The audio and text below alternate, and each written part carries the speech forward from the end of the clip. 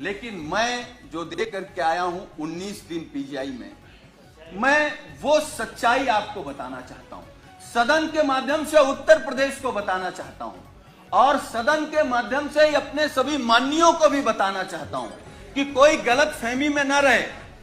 हम तो ये कहेंगे, भगवान से प्रार्थना करेंगे कि किसी को कोरोना ना हो। हमारे ही बगल में, अब हम लोगों के बीच नहीं है, स्वर्गीय चेतन सिंह चौहान जी, मैं 13 नंबर बेड पर था और वो 14 नंबर बेड पर थे। अगर नेता सदन सुनेंगे तो आप भी आश्चर्य रह जाएंगे। मैं 11 जुलाई को दोपहर में एडमिट हुआ और माननीय मंत्री जी 11 जुलाई की शाम को 5 बजे एडमिट हुए। और अब मैं जो कहने जा रहा हूं वो दुर्भाग्य है हमारा भी, माननीयों का भी, और जो लोग अस्पताल में भर्ती हो रहे हैं उनका भी। 8 लोगों का वार्ड,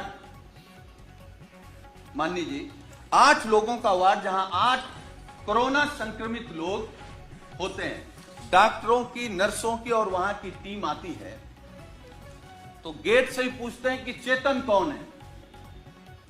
तो माननीय मंत्री जी क्योंकि बहुत सरल थे, उन्होंने हाथ खड़ा किया। टीम आती है, उन्होंने कहा चेतन आपको कब हुआ कोरोना? तो उन्होंने अपनी बात बताई। तो फिर एक दूसरा स्टाफ बोलता है चेतन क्या करते हो तुम? वो कुर्ता पैजामा में थे, मैं तो पैंट शर्ट में था। खैर, तो माननीय मंत्री जी ने कहा कि मैं कैबिनेट मंत्री हूं। तो एक स्टाफ ने कहा कि कहां के?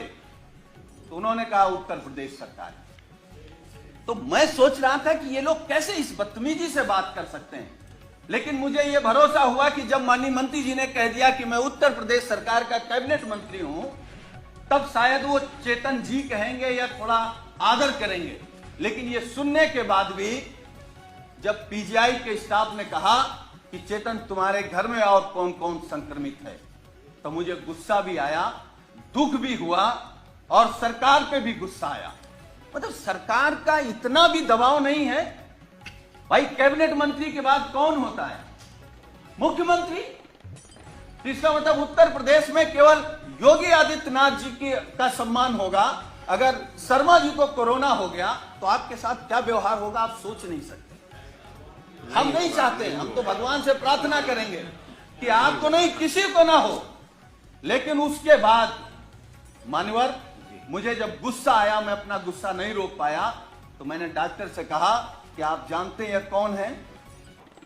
चलिए आप नहीं प्रभाव में आ रहे हैं कि ये योगी सरकार के कैबिनेट मंत्री हैं, ये वो हैं जो देश के लिए क्रिकेट खेलते थे। तो उस डॉक्टर ने कहा अच्छा ये वो चेतन है, और ये कहते हुए डॉक्टर और स्टाफ पूरा चला गया।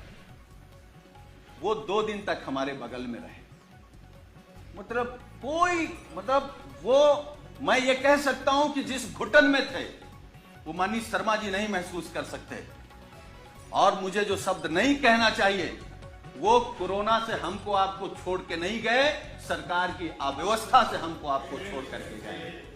मतलब इतना गंभीर मामला। और मान्यवर, मैं दूसरी बात बता रहा हूं, मैं 19 समाप्त कर नहीं, मैं समाप्त कर दूंगा। अब हमारा केवल दर्द सुन लीजिए। मैं 19 दिन तक एडमिट था। 11वें दिन हमारी फिर टेस्ट हुआ, मैं फिर पॉजिटिव आ गया। फिर 4 दिन बाद टेस्ट हुआ, फिर पॉजिटिव आ गया। हमारे माननीय राष्ट्रीय अध्यक्ष, हमारे नेता माननीय अखिलेश यादव जी ने फोन से हमसे कहा कि सरकार का शासनादेश हो गया है कि तुम घर पर रह करके ठीक हो सकते हो, इस सरकार की व्यवस्था पर भरोसा मत करो और जांच करा करके आप लिख करके देख आओ कि हमको इलाज नहीं कराना, हम होम क्वारंटीन रहना चाहते हैं। अब मैं वो बात बताने जा रहा हूं मान्यवर आपको। मैंने राष्ट्रीय अध्यक्ष जी से अनुरोध किया कि एक जांच और करा लेते हैं, हो सकता है कि हम निगेटिव आ जाए। हमारी एक जांच हुई जिसमें मैं पॉजिटिव आया। नर्स ने कहा कि आप पॉजिटिव हैं, डॉक्टर की टीम आई, उन्होंने कहा कि आप पॉजिटिव हैं या नहीं हैं, हमको दूसरा टेस्ट करना पड़ेगा। हमारा सुबह दूसरा टेस्ट हुआ। जब दूसरा टेस्ट हुआ, जब शाम को मैंने कहा कि हमारी रिपोर्ट क्या आई, तो उन्होंने कहा कि आपका रेपर बदल गया था, इसलिए शाम को तीसरा टेस्ट होगा। जब तीसरा टेस्ट हुआ तो सुबह हमने पूछा कि हमारी रिपोर्ट क्या है, तो डॉक्टरों ने कहा कि आपका सैंपल बदल गया है, इसलिए आपका चौथा टेस्ट होगा। हमारा चौथा टेस्ट हुआ। चौथे टेस्ट में मानवर जानते क्या हुआ? जब हमने रिपोर्ट पूछा तो उन्होंने कहा कि आपका फार्म तो वहां चला गया था लेकिन सैंपल नहीं गया है। तो हमने कहा पांचवा कर लो। हमारा पांचवा टेस्ट हुआ।